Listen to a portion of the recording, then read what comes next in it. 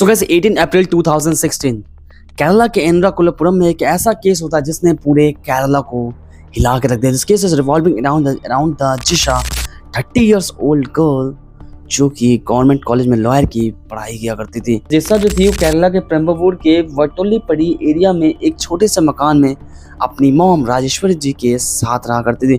उनके फादर पहले ही गुजर चुके थे। राजेश्वरी जी जो कि सिंगल मदर थी, जो कि हॉस्पिटल में अटेंडेंट की जॉब किया करती थी।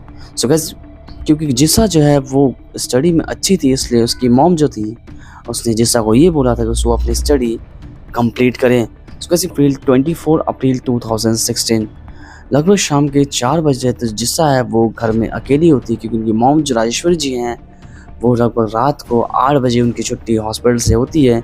उसके बाद वो घर आती हैं।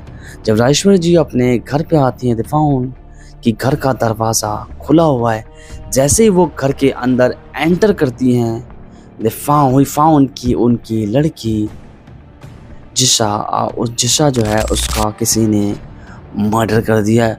उसका सिर्फ मर्डर नहीं किया, उसका मर्डर इतनी ब्रूटल तरीके से किया है कि जो जिशा है उसके इंटेस्टाइन तक जो है वो उसके बगल में ही पड़ा हुआ है। सो अंडरस्टैंड कि कितने ब्रूटल तरीके से उसका मर्डर किया गया होगा।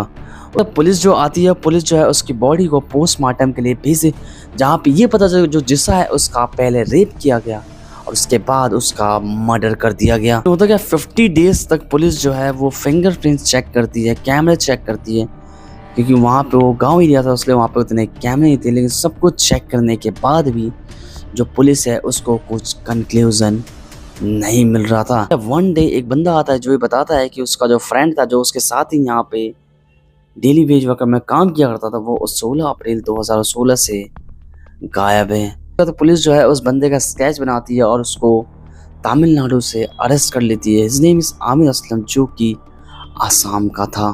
तो at the first Aamir confirm कि उसने ऐसा कुछ नहीं किया, लेकिन जैसे पुलिस जो है वो अपनी शक्ति दिखाती है, आमिर कंफर्म कि उसी ने ही उसका मर्डर किया था। वो काफ़ी दिनों से जेसिका पे नज़र बनाए रखा था।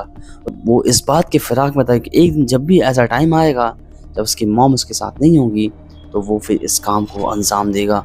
और ये दिन आता है 28 अप्रैल 2016। उस दिन जो उसकी मॉम है लेट से आती है, इस मौके का फ़ायदा उठा के एट द फर्स्ट वो उस घर में एंटर करता है, जहाँ उसका पहला मोटिव ये था कि बस वो उसका रेप करेगा और फिर उसको छोड़ देगा।